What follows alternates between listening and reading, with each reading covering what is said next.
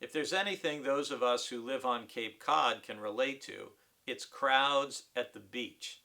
And today I want to direct your attention to a passage which is about a crowd by the seaside.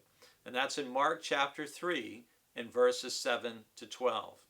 Here, Jesus departs with his disciples and they go to the sea, and a great multitude from Galilee followed him.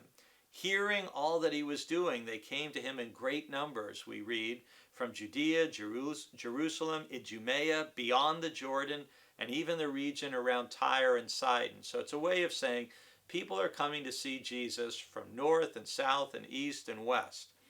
He told his disciples to have a boat ready for him because of the crowd so that they wouldn't crush him.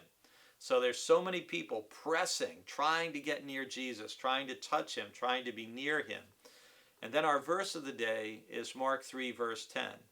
For he had cured many, so that all who had diseases pressed upon him to touch him.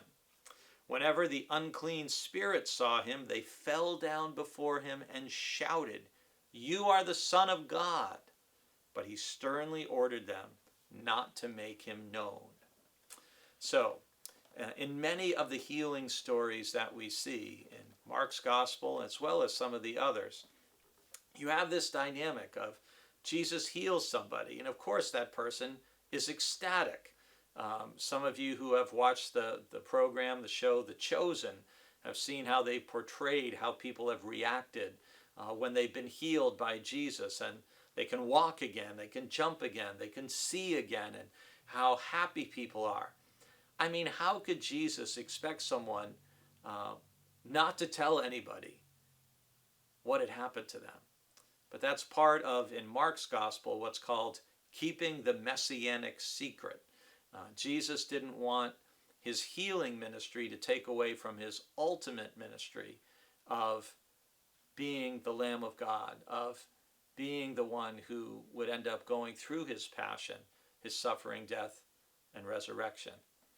But we hear again here, as we will in all the Gospels, and I very intentionally chose a passage from, at least one passage from all four of the Gospels to show that healing was a universal part of Jesus' ministry. But can you imagine being Jesus, how it must have felt to have all these people, and you can't touch all of them. Can you imagine how it felt for all those people, especially those of you who have been coping with chronic pain and chronic long-term issues?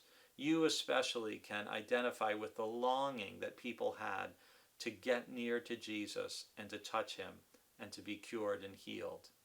And I pray especially for those of you who have chronic, long-term physical issues that you've had in some cases for many years. I do pray that you would find comfort and grace and even healing. Healing of body, healing of spirit, healing of emotions as you seek to draw near Jesus.